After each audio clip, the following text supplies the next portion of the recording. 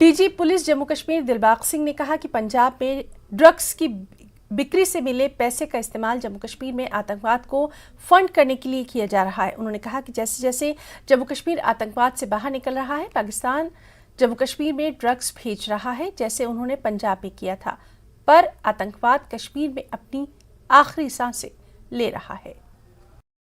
तो आज सबसे बड़ा दुश्मन अगर अपना पहचानना चाहते हैं इस वक्त तक, तो मुझे लगता है कि मिलिटेंसी से ज्यादा बड़ा दुश्मन नशा हो गया है।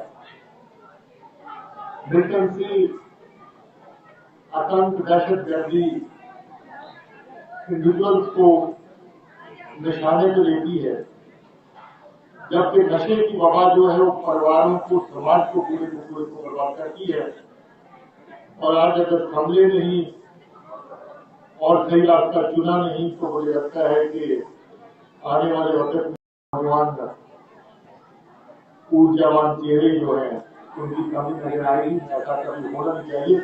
इसलिए आप सब और समाज के साथी मिलकर के इस दिशा में जरूर अपने कदम उठाएं कि हम लोग नशे की वबा को, जिसकी सप्लाई लाइन उससे वहीं से शुरू हुई है जहां से हथियार आया करते थे।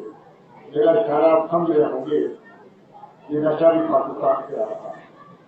पंजाब में जब मिलिटेंसी आखिरी लम्हों पर पहुंची, अपना दम तोड़ रही थी, पंजाब के नौजवान बच्चों को तोहफा भेजा पाकिस्तान की तरफ से नशे का।